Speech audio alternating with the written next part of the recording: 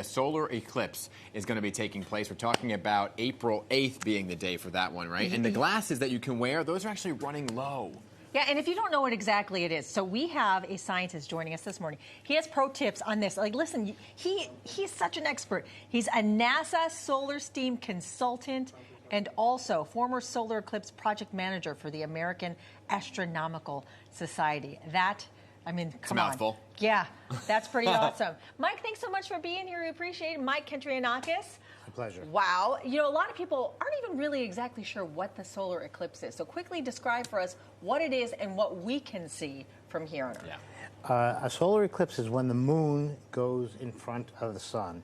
Every month, the moon goes around and it becomes a new moon, but it doesn't go in front of the sun. It's because its orbit is 5 degrees off from the sun's orbit, like in the planets.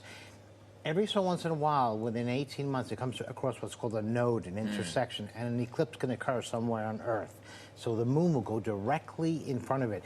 And not only that, the moon, apparently, by coincidence, is the same size as the sun. Yeah. Exactly. Wow. So when it covers it, it completely covers it, and it allows us to see the beautiful corona of the sun perfectly right from its edge. And why can't you look at that directly? Well, you can't look at the sun. The sun is dangerous. It has dangerous rays all the time, infrared and UV. And during an eclipse, it gets dimmer. So it could be more comfortable to look at the sun, and people will want to look at the sun. And you won't feel it in your retina, the damage of the infrared and the UV rays that come in.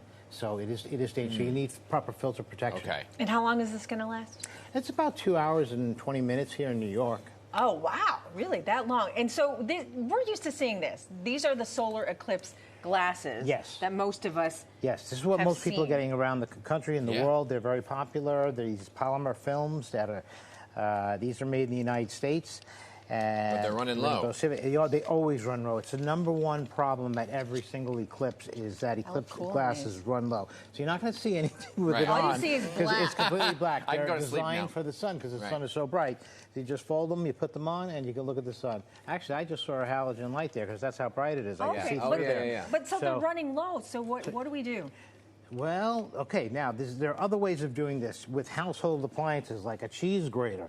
So let's pretend this is the sun, this bright flashlight, and you just take this and you get a white cardboard and this flashlight is the sun. And if you hold it up, instead of seeing circles, you're going to see crescents. You're going to actually see the progression of the moon crossing over the sun. It's going to turn to a crescent. And it's going to be a very thin crescent because it's 90% here. We're so close to the path of totality.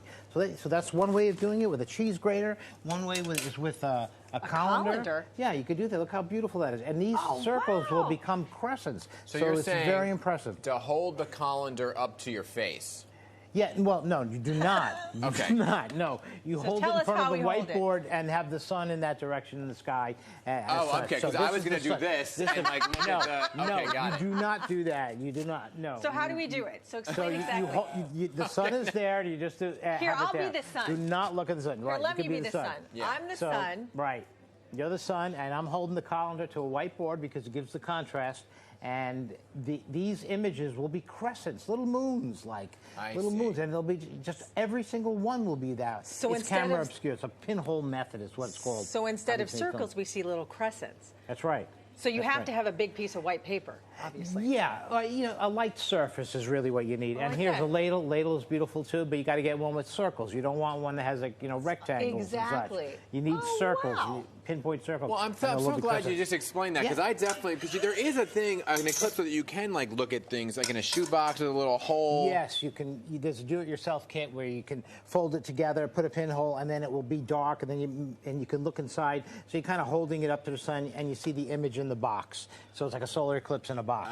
Okay, gotcha. Oh, wow. So you're actually heading to NASA to help them with I am. I'm working with NASA Edge, part of the Solar Steam grant. That's a NASA-funded grant, and we are doing television coverage from coast to coast, from Mazatlan to Eagle Pass, right across up to Maine, all throughout. We have 82 telescopes and all kinds of wavelength telescopes right through to Newfoundland, Canada. So we've got a major television production that we're sharing with the world through YouTube's Solar Steam channels, and And we also have a stadium event where we can have 15,000 people in the stadium. Looking and if it's cloudy, you know, God forbid over there. Oh, no. If it is, someone like me may go remotely with a camera and get totality, hopefully, and broadcast it on the Jumbotron in the stadium so they could see it. So part of the family there. Mike, thank you for being here. Thank you for for explaining coming in. all of that. Absolute pleasure. Appreciate you See and your you. colander and your cheese grater. That just is And our life-saving. straining spoon. Yes. Thanks again. Yes. Appreciate your time. You're The solar eclipse again takes place on Monday, April 8th. So grab your cheese grater and your colander.